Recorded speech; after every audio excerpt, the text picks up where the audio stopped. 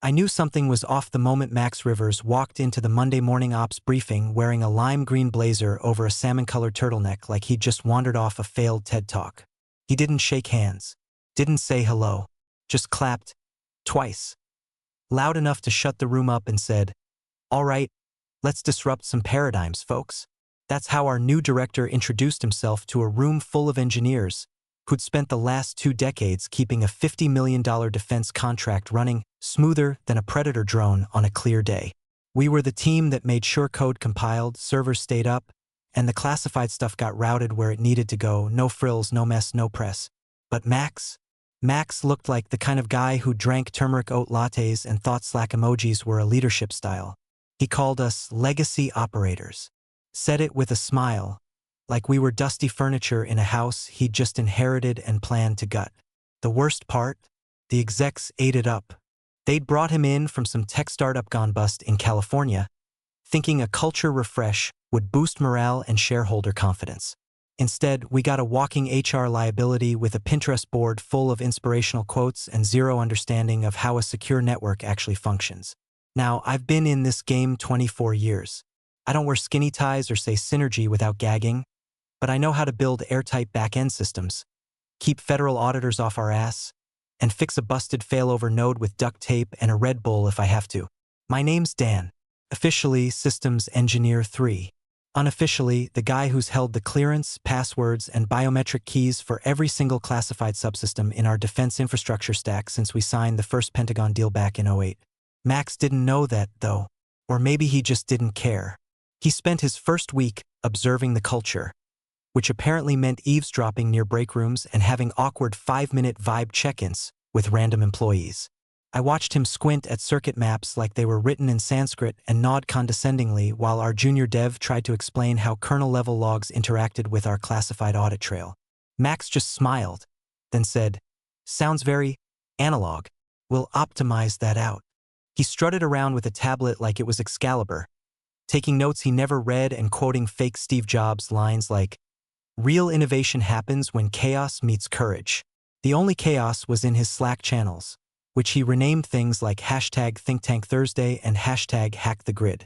We lost 2 whole days trying to find where he hid the change logs. The first real alarm bell? He tried to cancel our red team simulations. "We don't need to be attacking ourselves," he said, grinning. "That's old-world paranoia." When I explained the Pentagon requires quarterly red team pen tests to maintain compliance, he said, "That just means we need to change the narrative. Compliance is fear. Fear is outdated." I started saving everything after that: emails, memos, calendar invites. Not because I had a plan, just because something about his stare, too bright, too fixed, reminded me of a dog about to bite its own tail. He was hungry for a headline. Didn't matter if it came from success or failure, as long as it was loud. And he hated people like me. Quiet, meticulous, and unimpressed by his buzzword blizzards. The more I pushed back with facts, the more he labeled me stuck in the past. Once, during a stand-up, he looked right at me and said, "Some people are like floppy disks. Once essential, now mostly just collecting dust." I laughed. Couldn't help it. He didn't like that either. I wasn't the only one sensing danger. My team, guys and gals I'd mentored for years, started coming to me with stories. Max told one tech that we'd be refactoring the human layer.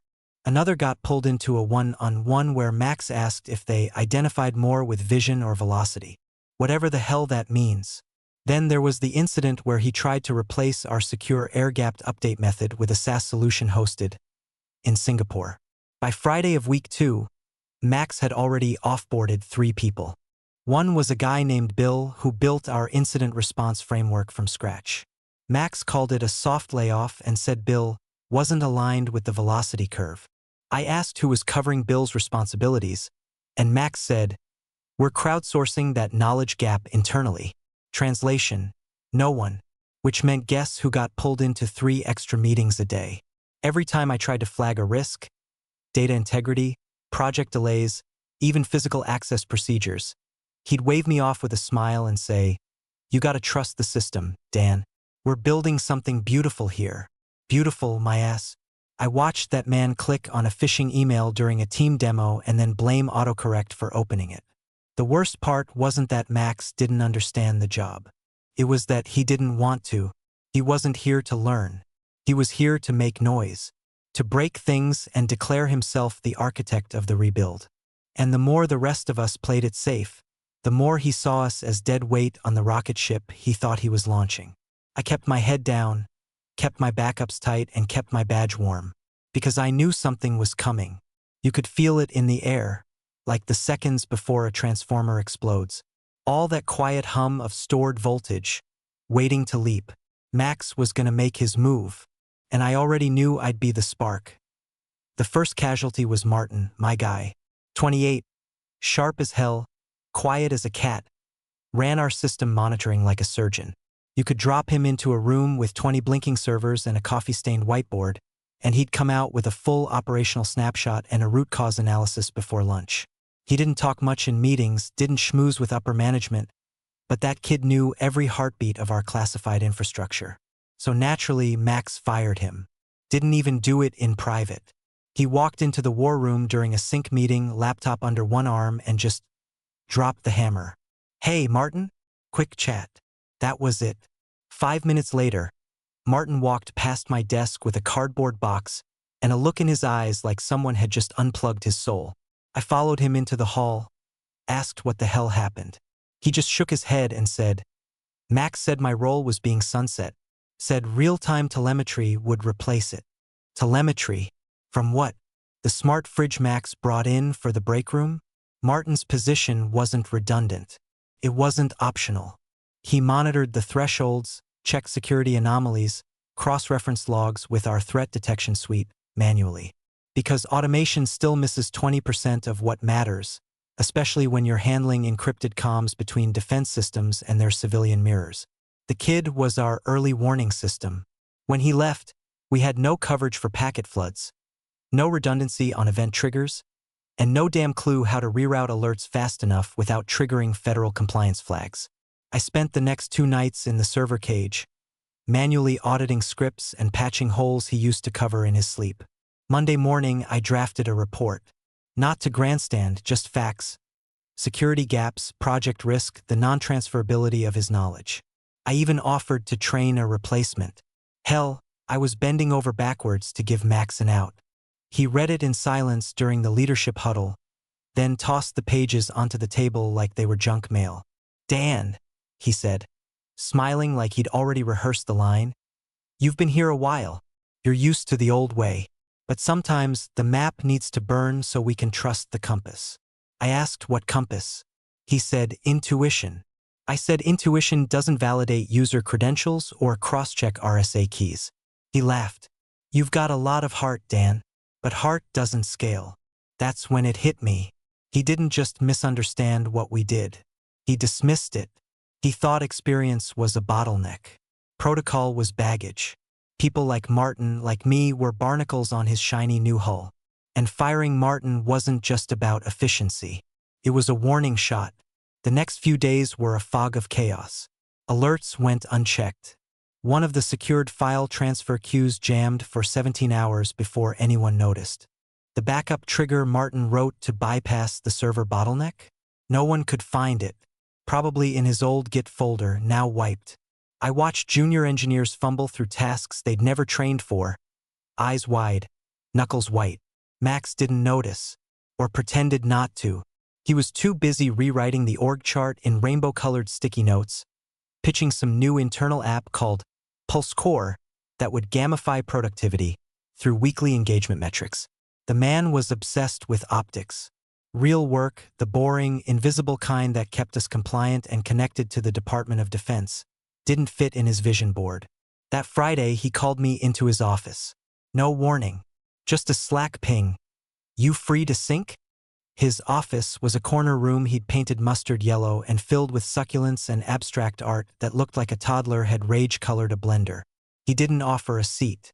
"Dan," he said, steepling his fingers like some TEDx monk, "I get the feeling you're not all in on this transformation journey." I asked if he meant security transformation or workflow design. He chuckled. "Both. You've got inertia, A resistance vector. I stared. I flagged a structural risk. That's my job. He nodded like I'd confirmed his thesis. Exactly. You're caught in a binary loop, protect versus evolve. That tension slows organizations down. I asked, you think national defense is where we should, test philosophies? He paused, then leaned in. What if I told you the future doesn't care about your clearance? I didn't answer, because the future did care. Especially the part of it that involved armed officers in suits demanding eyes-on verifications every 90 days. When I left his office, I knew. I was next. He wanted a scapegoat big enough to scare the rest into falling in line. I was the only one left with both authority and legacy, and the audacity to use it. But I didn't panic. I started moving quiet. I copied logs, duplicated workflows, saved protocols Max had already erased from the wiki. Not sabotage, just preservation. Because if he was planning a purge, I was planning a firewall. One of us was going to burn, and I was betting it wouldn't be me. The email hit at 7:12 a.m. sharp. Subject line, mandatory all hands, culture realignment session. No agenda, no context, just a meeting invite with Max Rivers' name in bold and a location. Our biggest conference room, the summit. You knew it was going to be some next-level corporate theater when he booked the only room with a podium and mood lighting. I walked in 5 minutes early. The place was packed wall to wall. Everyone from project managers to facilities techs. Even payroll showed up, which never happens unless bonuses are in play or someone's embezzling. Max stood by the podium sipping a neon green smoothie that looked like it had been blended with envy and regret. His blazer this time, electric blue with white piping, like a lounge magician mid-divorce. He let the room settle. Lights dimmed slightly. Yes, really? And then he started clapping again. 3 slow, deliberate claps, like we were the opening act for his one-man TED Talk. Team, he said, eyes scanning us like we were contestants on some sick game show. We're on the cusp of something bold, something agile. And sometimes that means shedding the past to make space for the future. Here we go. He talked for 20 minutes about cultural velocity, emotional bandwidth, and burning the boats so we have no choice but to innovate. I swear to God, at one point he quoted Sun Tzu and then a TikTok influencer in the same breath. Nobody knew where this was going, but everyone knew it wasn't anywhere good. And then, just as people started shifting uncomfortably in their chairs, he said it. And now, he smiled, a demonstration. He turned to face me. Dan Holbrook, he called out, voice booming. 60 heads swiveled in my direction like dominoes falling in slow motion. If you think you're too essential to be replaced, think again. Silence. The kind of silence that presses against your skin. My breath caught, not from shock, but from the sheer absurdity of it. He really was doing this. Public execution by corporate theater. You're done here, Dan, he said with that smug, self-satisfied nod. Effective immediately. No process. No meeting. No HR. Just boom, fired like a rusted cog yanked from the machine. I didn't move at first. I think part of me expected someone to intervene, maybe even laugh. Maybe it was a prank. But no one moved. No one said a word. I stood slowly, not because I was weak, but because I wanted to drag that moment out, let it etch into Max's little glass castle. I looked at him, really looked at him. The gleam in his eyes wasn't dominance. It was desperation. He needed this moment. He needed a villain.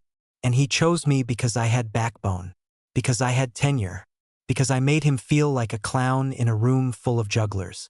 I unclipped my badge, didn't throw it, didn't say a word. I walked to the front, placed it gently on the podium beside his smoothie, and said just loud enough for him to hear, "Hope you brought a fire extinguisher." Then I left, 60 pairs of eyes burning into my back. Down the hall, past the server room, past Martin's old desk, past all the things I'd quietly built and protected for almost 2 decades. And that's when I heard it, the voice of our receptionist, Kim. Nervous, hushed. Max? There are 2 men here to see Dan.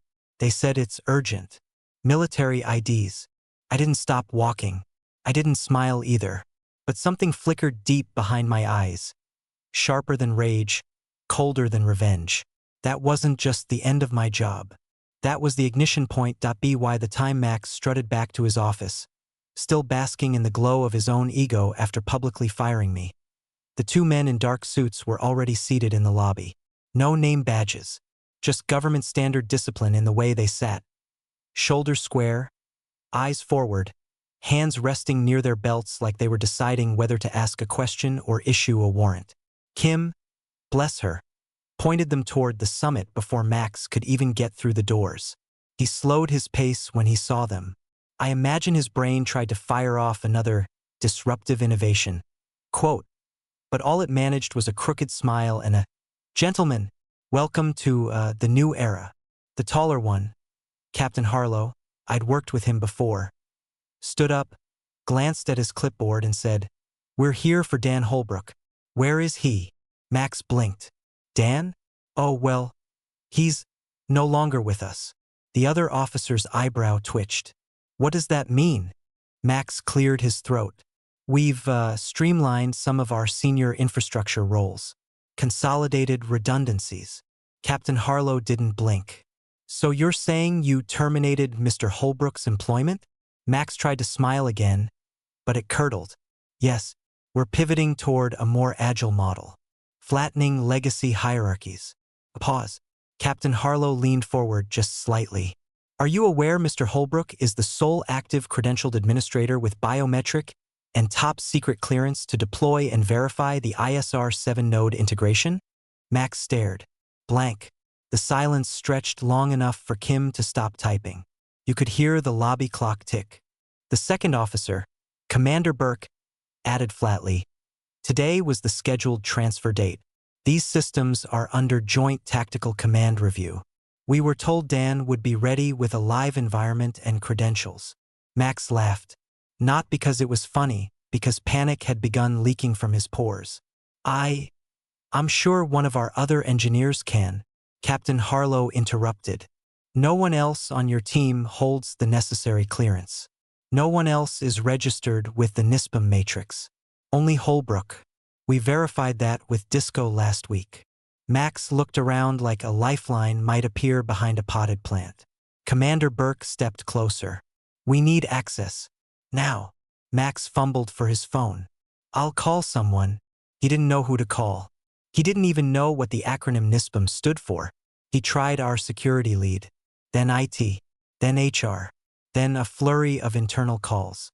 The more he explained, the more his voice started to sound like static, garbled, high-pitched, desperate. I wasn't there to see it, but I got the play-by-play from Kim later that afternoon. That's when they called me. The company's internal security officer dialed my emergency contact, my personal cell, then my desk line, then the number I'd listed years ago in case of non-replaceable clearance emergencies. I let them all ring out. Voicemail was just the sound of wind chimes and a dial tone. I wasn't ignoring them to be cruel. I was doing it because this wasn't mine to fix anymore. And watching their domino tower fall in slow motion, that was better than any revenge plan I could have cooked up in a rage. This wasn't vengeance. This was physics. Kim told me Max eventually tried to bluff. "Dan's work was all backed up to cloud repositories," he said. "We have process continuity plans. Nobody is irreplaceable." Captain Harlow didn't even pretend to entertain that lie. He pulled a file from his satchel and read it out. "Holbrook's unique retinal pattern is encoded into the server's hardware-level BIOS check. Without his scan, your entire ISR 7 deployment is null." Max's mouth just kind of hung open. They left shortly after that, without accessing anything, without smiling. They handed Max a folded document and said the chain of custody was now in breach. The words non-compliant and project suspension review were mentioned. Loudly. The fallout wasn't coming. It had already started. Like blood seeping through a white shirt. Slow, unstoppable, impossible to ignore once you noticed the stain. Back at home, I cracked a cold one and sat on my porch, phone face down, the sun dropping low behind the hills. I wasn't gloating. I wasn't even angry anymore. I was done. I'd spent 20 years patching holes for a company that let a performance artist in a novelty blazer fire me like I was the damn problem. Now, let the storm eat them. It didn't take long for the lid to blow. By Tuesday morning, the Joint Tactical Command had pulled the emergency brake. The $50 million ISR-7 contract, the jewel of the company's government portfolio, was suspended pending internal compliance review. No deliverables, no milestones, no invoicing. Just cold silence and a 14-page formal notice from the Department of Defense that landed like a nuke on the CEO's desk at 8:17 a.m. I didn't know that part right away, but I could feel the aftershocks from 3 counties away. Kim texted me 2 words, "It's happening." Apparently, after Harlow and Burke left empty-handed, they escalated to their base liaison. He escalated to the Pentagon, and the Pentagon didn't wait around. They fired off a lockout order, froze all project-level credentials across our entire branch, and flagged the company's access to the Defense Secure Network, the kind of move you don't come back from without congressional babysitting. Max showed up late that day. Rumor is, he'd spent the night calling some mentor-turned-VC in Palo Alto, trying to figure out how to spin this as a learning opportunity. He walked into the building still sipping one of those swamp-colored smoothies, like if he just acted casual enough, the world would snap back into place. What he found instead was a boardroom packed with red-faced directors, legal counsel on speakerphone, and the CEO, Glenn Whitaker, standing at the head of the table with a copy of the suspension letter in one hand and a blood vessel visibly pulsing in his temple. From what I was told, Glenn didn't yell. He just asked a question. Why was the only credentialed systems engineer with clearance terminated the day before a classified server deployment? Max, to his credit, didn't blame me outright. He did what all insecure men in expensive shoes do. He blamed the process. Dan didn't document well, he said. His knowledge wasn't portable. That's on him. Portable. I nearly choked on my coffee when I heard that part. Documentation, by the way, it had existed. I wrote it, maintained it, stored it in an encrypted partition server that required both my retina scan and a rotating token key for access. Protocol dictated by the Department of Defense, not me. You know, the kind of thing Max called redundant bureaucracy. When IT tried to get in, they found nothing. Not because I deleted it, but because I segmented it. Each system node had its own audit chain. Each login required multi-factor identity bound to my physical presence. Not out of paranoia, out of legal obligation. But to Max, it looked like sabotage. Glenn asked Max where the server handoff instructions were. Max waved a USB stick in the air. It's all here. Except it wasn't. The USB contained a 3-week-old export of a sandbox instance. No logs. No live tokens. No biometric mappings. Not even the right schema for the current deployment version. Just an empty shell that looked good in a slide deck. That's when the audit started. Legal got involved. Internal risk assessors began reviewing Slack messages, email chains, badge swipe logs. And slowly, painfully, the picture came into focus. Max had no idea what he'd fired. He'd treated a federal linchpin like a parking violation. HR started sweating bullets. IT locked themselves in their war room. People started whispering in corners. Max, for the first time, stopped wearing his novelty blazers. He showed up on Wednesday in a gray hoodie like it was a tech startup funeral. And me? I was sitting in a diner 2 towns over with a bottomless mug of coffee and the local newspaper open like I had all the time in the world. My phone buzzed nonstop, calls from blocked numbers, LinkedIn messages from junior engineers, even a message from the damn office barista. Dude, they're melting down. I didn't plan this. I didn't set traps or engineer a downfall. All I did was leave when I was told to leave. And now the whole place was unraveling because they built their new, streamlined empire on a foundation they didn't understand, and then kicked out the only guy holding the blueprints. There's a kind of quiet satisfaction that settles in your bones when you realize you don't have to lift a finger to watch justice work. Like watching a sinkhole swallow a mansion while the owner's still bragging about the view. And Max? He hadn't even seen the bottom yet. I was mid-sip on a lukewarm gas station cappuccino, sitting in the parking lot of a bait shop. No less, when the call came through. Unknown number. Unmistakable voice. Mr. Holbrook. This is Colonel Avery with Defense Systems Oversight Command. We need you to come in. That's it. No pleasantries. No small talk. Just calm, clipped authority from someone who didn't call unless something was burning. I didn't say yes. I didn't say no. I just said, "Where?" He gave me the address. Federal Operations Annex. Not the main base. That alone told me this wasn't about apologies. It was about containment. Back at HQ, while I was quietly shaving and changing into something that didn't smell like Marlboros and resignation, Max Rivers was unraveling like a cheap roll of Christmas ribbon. He had started pushing a new narrative by Thursday morning. One he whispered to senior leadership, typed in Slack threads, even suggested to HR behind closed doors, that I had intentionally obstructed knowledge transfer, that I had wiped critical documents, that I'd rigged the systems to break without me. He framed it as sabotage by a disgruntled employee, said I'd booby-trapped continuity as a power play, claimed he had evidence. He didn't, because the forensic teams were already in. The Pentagon had dispatched their own security audit squad, internal systems bloodhounds with clearance higher than anyone in that building could even dream of. They combed through the infrastructure like surgeons with lasers, tracing login attempts, authorization chains, digital fingerprints. Their conclusion? Everything I did was by the book. Files weren't missing, they were locked under federal compliance standards. Credentials weren't booby-trapped. They were legally bound to biometric keys, as mandated by the ISR 7 security charter. The problem wasn't sabotage. It was succession failure. And that every single bit of it was Max's fault. He never initiated clearance transfers, never designated secondary admins, never reviewed security access tables. He'd fired the one person who legally could have trained a replacement, then lied about backup protocols that didn't exist. Colonel Avery laid all this out for me when I arrived. Conference room, no windows, 2 laptops, 3 men in uniform, 1 printed report with a red binding strip and my name on the cover. "Your trail's clean," Avery said, flipping through the document. "Impeccable, actually." I nodded once. "That wasn't accidental." He cracked the faintest smirk. "That's why we called you." He slid a folder across the table.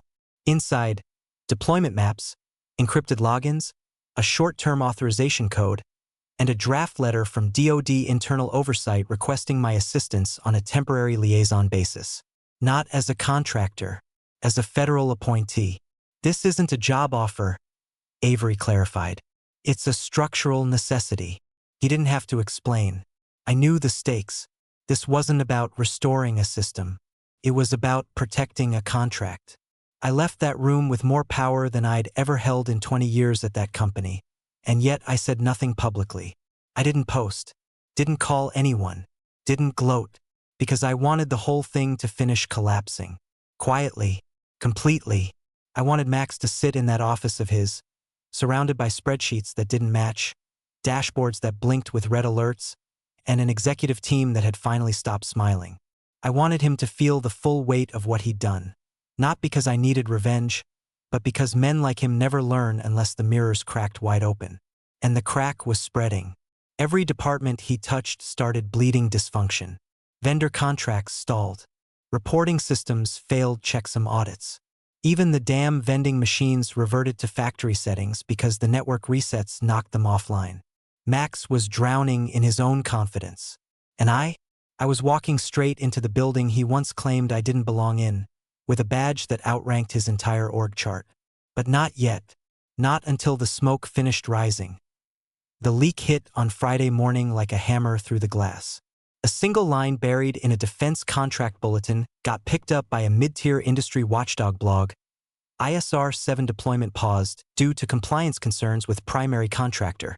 Within hours, defense Twitter was chewing on it, and by noon, every stakeholder with a stake in the company's government arm was ringing board members like a damn fire alarm. Someone forwarded me the internal memo. Unplanned stakeholder concern alignment meeting scheduled for 2 p.m. All directors to provide immediate status reports. No external comms until unified statement drafted. Translation: Max, you better start typing like your golden parachute's on fire. And type he did. Or tried to anyway. His status report was a mess of corporate platitudes and revisionist fiction, over-indexed buzzwords, desperate self-preservation. He claimed the systems had responded unexpectedly to legacy architecture volatility, blamed tribal knowledge bottlenecks, and wrote the phrase cultural misalignment with modernization goals no fewer than 7 times. Nowhere in that 3,000-word attempt at reputation CPR did he mention the truth, that he fired the only person with keys to the kingdom and got caught bluffing by people with stars on their collars.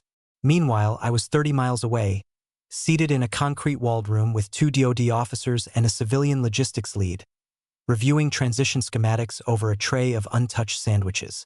Your clearance has been upgraded to Tier 3B integrated, the officer said, sliding a secure tablet across the table. Effective immediately. I scrolled through the screen. My new designation placed me in a direct liaison role with oversight authority over not just the ISR-7 deployment, but adjacent contractor modules tied to the same funding stream. Translation: I wasn't just getting my job back. I was being positioned above the very people who had discarded me like expired printer toner. This isn't a reinstatement, said the civilian rep, an older woman with the calm demeanor of someone who once ran logistics in a war zone. This is continuity insurance.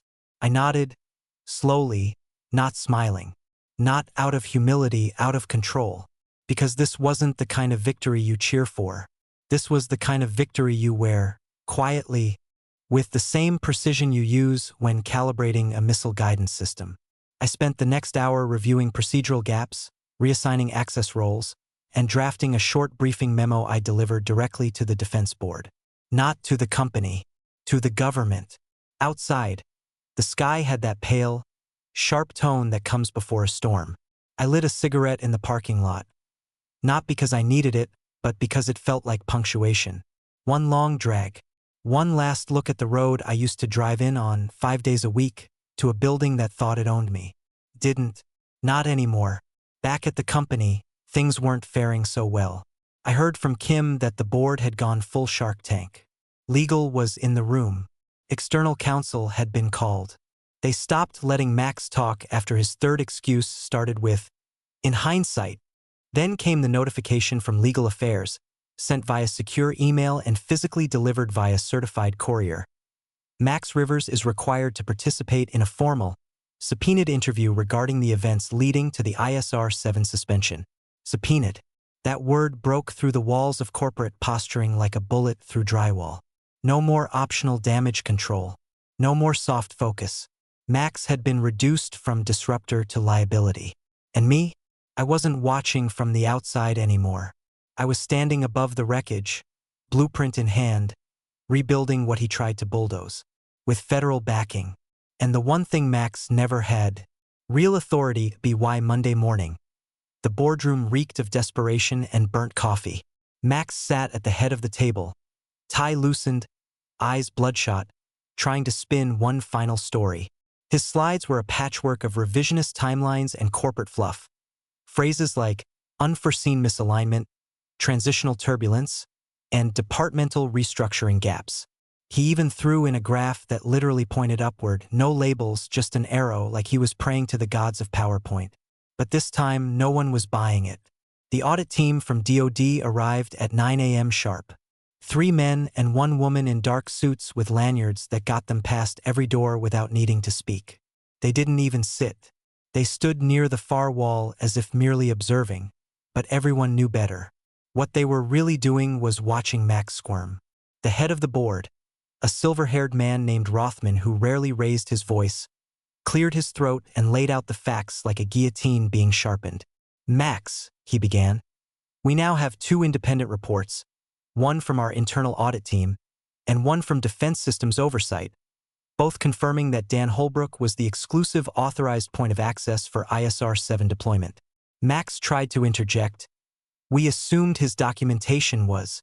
"You didn't assume, Max," Rothman snapped, sharper than anyone had ever heard him. "You dismissed.